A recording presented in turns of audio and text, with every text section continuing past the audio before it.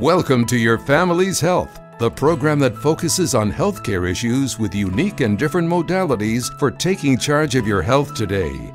Experts talk weekly with our continuing roster of guests from around the country and right here in Nassau County to keep you up to date on the latest health issues and trends. Take care of your mind, body, and soul. Spend the next half hour with the voice of Nassau Community College, 90.3 WHPC, and get on the journey to better health. Hello and welcome to Your Family's Health. My name is Dr. Jeanine Cook-Garard from the Nursing Department here at Nassau Community College. Today you're going to learn about congenital heart disease, a defect in the structure of the heart or vessels that is present at birth. My guest today is Dr. Monica Stanford, an acute care nurse practitioner, doctor of nursing practice in critical care, cardiology, and hospital service. She has also been on the board of American College of Cardiology, Florida chapter. Dr. Stanford, welcome to Your Family's Health on the voice of Nassau Community College, 90.3 WHPC. Welcome to you. Thank you so much. Pleasure being here. So it's good to have a nurse practitioner from a nurse practitioner to a nurse practitioner. It's good to see you in this area. So please tell us about yourself and why you decided to be a specialist when it comes down to congenital heart disease. Tell us more about you personally. Okay, so I am a nurse practitioner. I do acute care, inpatient cardiology, or inpatient hospitalist. So my son, now 33 years ago, was born with a congenital heart defect. So he's had 5 heart surgeries since before the age of 10. Now he's 33. He's doing great. That's why my specialty is I really try to focus on education and awareness from transitioning from the pediatric population and the pediatric congenital, just based on all the cardiologists, all the cardiovascular surgeons are really helping these adults thrive into adulthood. And now it's the norm, not the exception, that they are thriving to adulthood. And so I really want to focus on their education and awareness on that transition from pediatric into teenager into adult congenital heart care. So mainly it's my son. To answer your question, he was born and he's doing great. And because we have collaboration with a great congenital heart center for him. So can you explain in more detail what is congenital heart disease or defect? Just for the sake of conversation, we're going to call it CHD. Yeah. But just tell us a little bit more about what it is and what does it look like clinically? Yeah, and just like you said, it is, and that it is a structural defect at birth. It can be, there's one in about 110 now born with CHD. It is the number one birth defect in the country and worldwide, actually. So it is anywhere from mild to severe. My son actually had a severe case. He is now a single ventricle Fontan, but there are mild cases where babies can be actually born with just a hole in their heart and get it closed, either minimally invasive. Right now, the minimally invasive techniques and the procedures and the technology now is just helping these babies, especially with the mild disease, just do astronomically better. But these procedures have been around now for 50 plus years. But it is, like you said, born with a structural heart defect, either with the valvular heart structure, the ventricle heart structure, the coronary anatomy, things like that. So, and again, thanks to, procedures now, they're living a lot longer and healthier into adulthood. So what causes CHD? Is it genetic factor? What are factors that really we see? Well, we are looking at everything. We look at definitely it's genetics, but my son had genetic testing and we could not find anything genetically. But we look at environmental factors, genetic testing. And that's why when I go to different either statewide or Capitol Hill and DC and do any kind of legislative thing, it is for continued research, continued registries, data, surveillance of this patient population. So we are trying to dig into exactly what causes it, why certain ones happen over others. Really Tetralogy of Fallot is probably the one that people have heard the most, just because like Jimmy Kimmel's baby had it, and Shaun White, the Olympian, had it, and things like that. So it is probably the most popular, I hate to use that word, but that people have heard about. So we look into the factors behind it. So how is this congenital heart disease or defect, how is it diagnosed? And can we detect this prenatally? Is this something that Correct. we can detect prenatally, and how is this diagnosed? Yeah, 100%. Actually, there are prenatal specialists that do prenatal, perinatologists, pediatric cardiologists, prenatal echoes is an entire specialty in itself. So it can be, and my son was diagnosed at 7 months in utero. So 7 months, I was 7 months pregnant and they found it. So, and then that allowed me to have all the specialists available when he was about to be born. So the perinatologist was there, the pediatric cardiologist, pediatric surgeons, everybody was kind of on call and ready when he was being born, because we had already had the diagnosis. So definitely perinatologist or a prenatal echo in that specialty, and thank goodness for the prenatal echo specialists and cardiologists that can do that. So my next question is twofold. In terms of treating patients with this medically and or surgically, what are some of the interventions that we're looking at? Right now, it is definitely we optimize the medical management of these patients, whether it is from the pediatric, I kind of focus on the teenaging into adulthood, and that is, as a teenager, they can have what's called shunts placed that shunts blood from one to the other, the pulmonary arteries, things like that. They can have minimally invasive. Now in the adult population, we have the TAVRs, the aortic valve replacements, and they do that in children as well. They can do different melody valves or any kind of pulmonary valves and replacements. It could be an electrical issue and not just a valve issue. They have children that are getting pacemakers placed and defibrillators placed, things like that. So there's definitely all the procedures that are available and technologies that are available for our acquired diseases in our adult population that we have for children. And that's why it's so my education and awareness for these patients and their families is to go to a accredited, certified congenital center, because they have all the prenatal specialist, the pediatric specialist. They have everybody there is specialized in congenital heart disease, meaning their echo techs and their MRI and CT techs, and everybody involved in that patient care is specialized in congenital care of that patient. So how about medication management?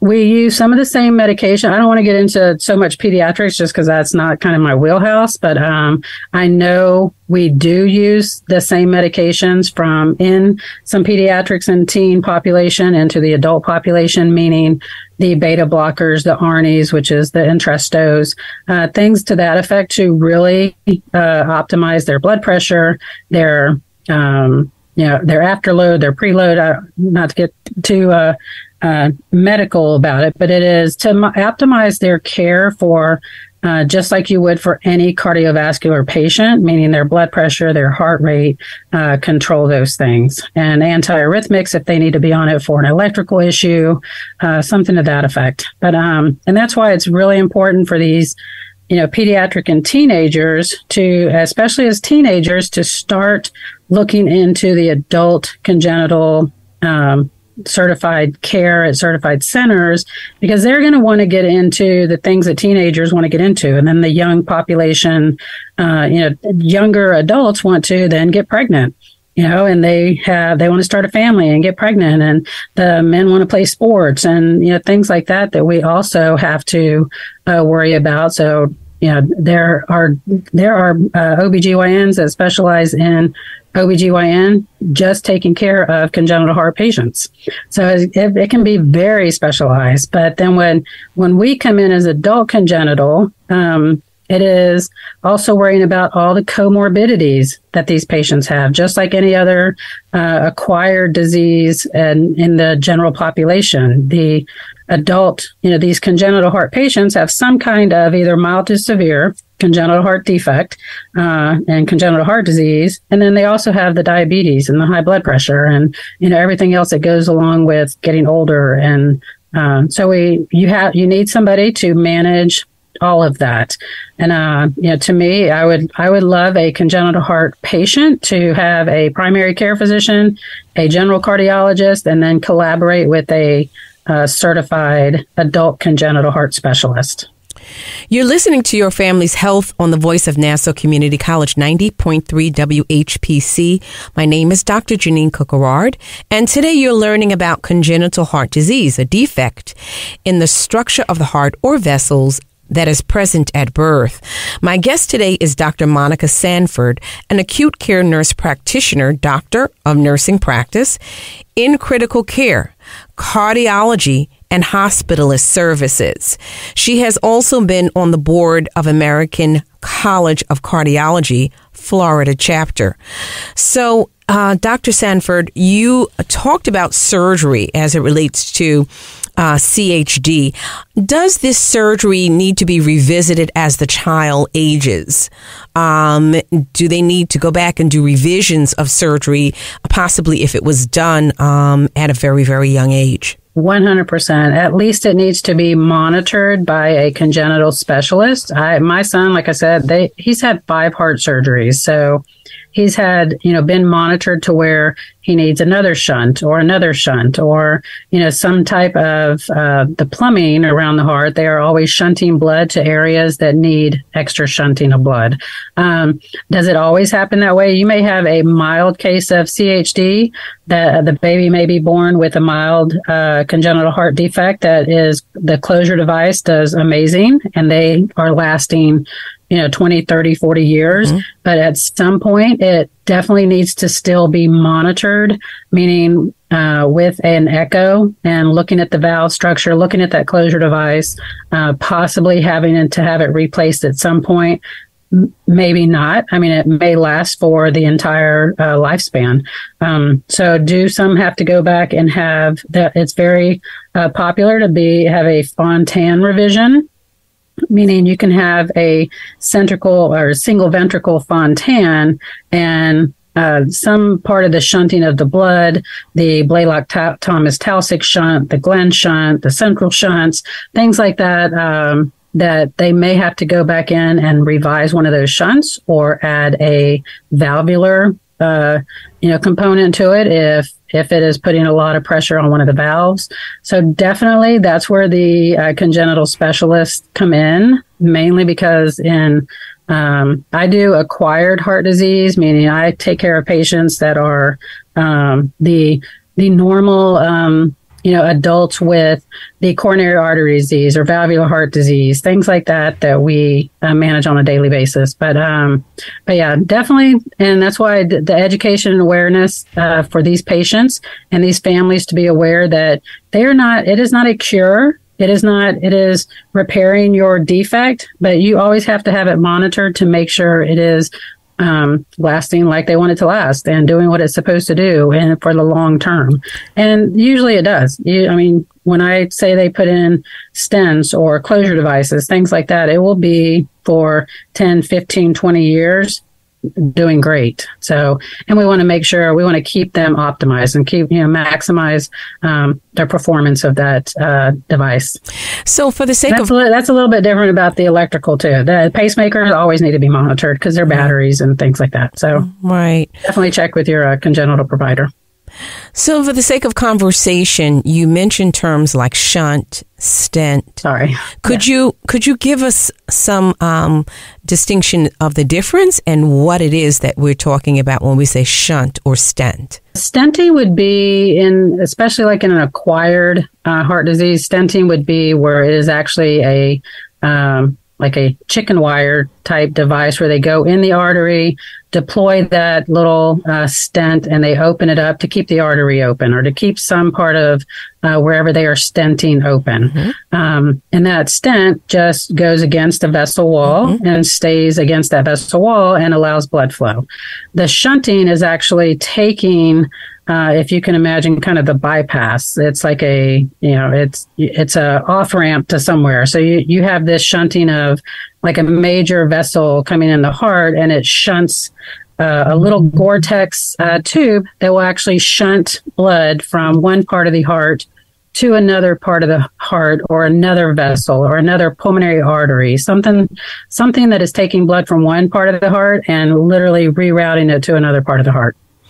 So when they're using these various techniques to allow for perfusion or blood flow, what are the materials that they're using? I know you talked about a chicken wire kind of apparatus for the stent.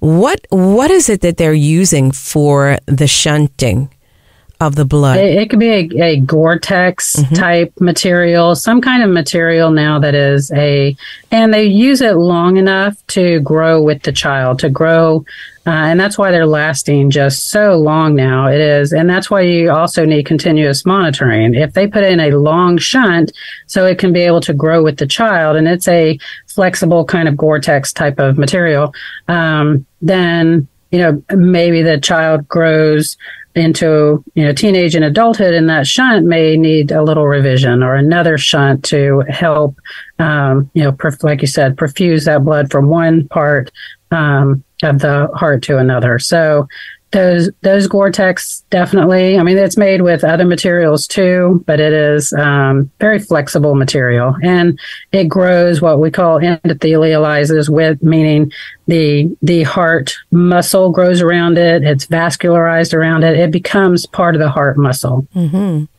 So I like the fact that you're talking from a personal perspective as it relates to your son. Tell me how his activity was impacted by CHD as he grew and as he anticipated school age.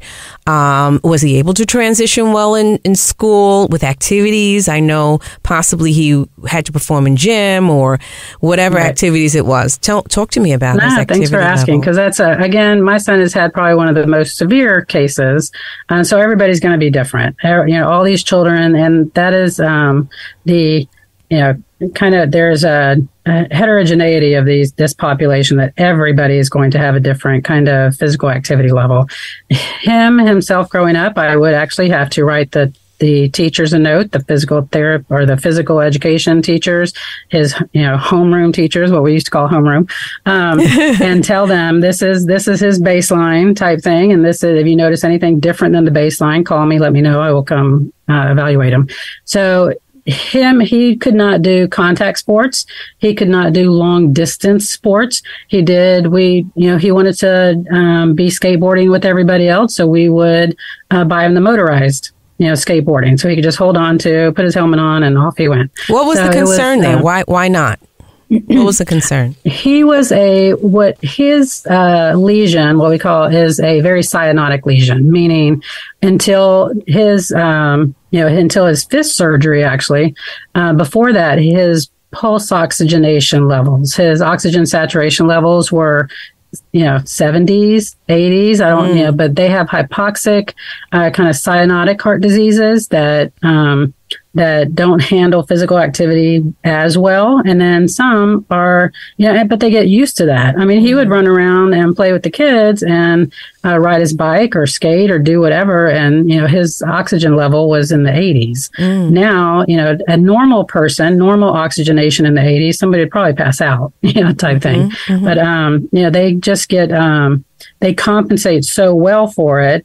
And then after his fifth surgery, he could do a lot more. He had a lot more oxygenation, and his saturations were 95, which he had never been in the 90s before, things like that. So, but now we just don't let him do the contact. There is numerous studies out now that talk about the 6-minute walk test, that just how that helps, and that helps with even our acquired heart disease patients. I tell them just get out and walk 3 to 5 minutes, 6 minutes. A 6-minute walk test is tells us how well they're going to do in the future with their functional mobility and their oxygenation. So he literally on our treadmill walks 6 minutes every other day. Yes. So at least.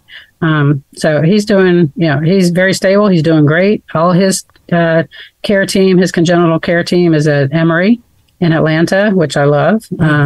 But here in town, we have a general cardiologist that collaborates with his congenital heart team in Atlanta. So, and that's what I would really want for anybody at that age, from a teenager going into adulthood. Find you a home-based general cardiologist, and then have them collaborate with the specialist, the congenital heart specialist. Yeah, so I know you said comorbid issues whenever you have CHD that right. You have to concern yourself with, the child's ability or the to oxygenate themselves as they're doing physical activity. What are some of the other comorbid issues that you found as a practitioner and or a mom that really stuck out to you, that you would say, wow, this is something that I really want to take note of? Well, a lot of the little congenital babies and congenital teenagers going into adulthood also have pulmonary issues. So they will have either pulmonary hypertension, asthma, some kind of pulmonary thing. And already, even if you had that as a normal, healthy child, that's a lot to deal with. Having the asthmas and the, kind of pulmonary hypertension issues. But some of these kids have increased rate of those pulmonary issues. That's probably the main thing. And the vascular issues, they have either the AFibs, the irregular heart rhythms. If you are doing a lot of surgeries and causing a lot of scar tissues on babies' hearts, as they grow older, some of the arrhythmias do come into play as far as valvular heart disease, electrical issues, things like that. So we watch for definitely all of that. Mm-hmm. You're listening to Your Family's Health on the Voice of Nassau Community College, 90.3 WHPC. My name is Dr. Jeanine Cook-Garard, and today you're learning about congenital heart disease, a defect in structure of the heart or vessels that is present at birth. My guest today is Dr. Monica Stanford, an acute care nurse practitioner, doctor of nursing practice in critical care, cardiology, and hospitalist services. She has also been on board of the American College of Cardiology Florida chapter. So this is very interesting in that I know there has been a lot of advances since yes. probably even your son was born. Tell me some of the advancements, whether they be in the way we're treating patients or in legislation to help these patients with CHD. Yeah, no, thank you for asking. One is, we try to address all the social determinants of health when we talk about, and you being a nurse practitioner, we deal with that every day, just the access to care. So when I go to legislation, talk to legislators about legislation, it is the main thing that is actually kind of taking place right now is, I go either to Tallahassee in Florida here, the state capital, or to DC, and we talk about, CPR being taught in schools, or, we want funding and appropriations for AED training and defibrillator training, things like that in school that will affect every child, of course. But, the 2019, the SHFRA, it's called SHFRA, the Congenital Heart Futures Reauthorization Act, was passed and signed by President Trump at that time. Representative Gus Bilirakis brought the bill forward to ask the NIH for specific funding and appropriations for the registries and research and data and surveillance, things like that. So those research funds help now when we go into when we see patients that have had minimally invasive procedures that were, historically, they were known to have been, big operations. And now we can do those valves in the cath lab. Now we can do them minimally invasive, which, of course, makes the patients, the families, the kids, the teenagers, and get back to recover faster and get back to life really quick. So we're also really pushing for cardiopulmonary rehab. So any of these patients that need any kind of surgical procedure, whether it's congenital or acquired, we want nurse practitioners to be able to write write the orders, and legislation is helping us with this, but write the orders for the pulmonary cardio rehab for these patients. So those are the big things that when I go talk to legislators, it usually has everything to do with we need funding, appropriations, or something to start teaching young people early. So we mentioned whenever you're talking about the heart or breathing, this can be sort of scary for parents and family members who really don't understand, like you have the privilege of really understanding what it's all about. What may be some available resources that, the people can reach out to support or to educate? Oh, wow. Mm-hmm. Yes, definitely. And like you said, I sat on the Florida State board of American College of Cardiology. I'm still involved with them as the immediate past liaison, and do a lot of legislative stuff with ACC. But definitely American College of Cardiology, American Heart Association. I just went recently to talk to legislators about getting funding appropriations for American Heart Association.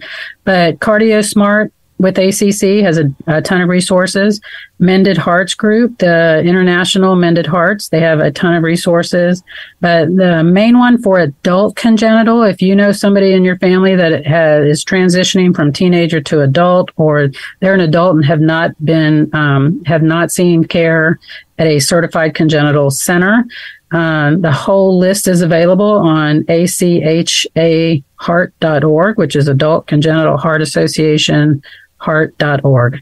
So there's a ton of resources out there. Just put in adult congenital heart, and conquering CHD is another one. I mean, now they just all come to me, but there's a lot out there that help also deal with going back to the social determinants of health. There are geographical boundaries and barriers. There are, because I'm 5 hours away from Atlanta, and that's the closest congenital heart center. Wow. So that's why I said that collaboration is huge. Mm-hmm. Here in Pensacola, Florida, I have my general cardiologist with my son, and then we travel to Atlanta, about 5 hours away for the congenital. And there's another one at UF Shands, about 5 hours.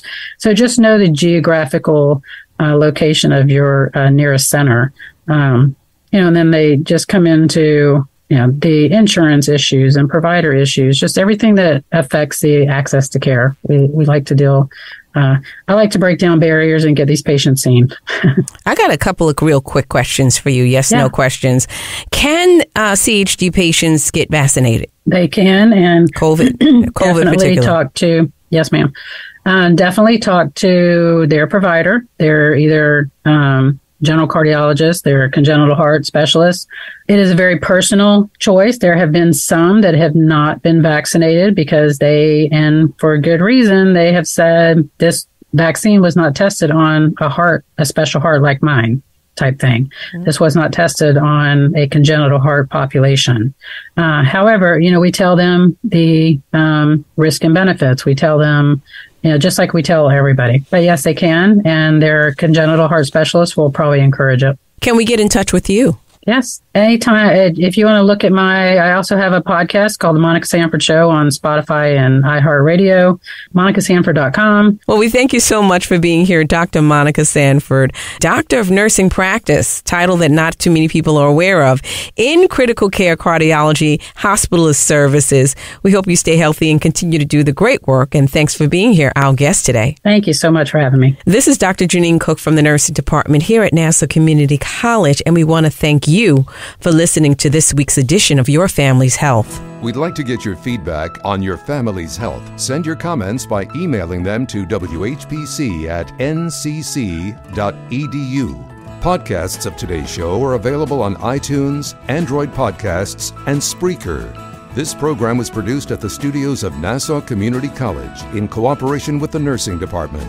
Join us next week for another edition of Your Family's Health on the voice of Nassau Community College, 90.3 WHPC.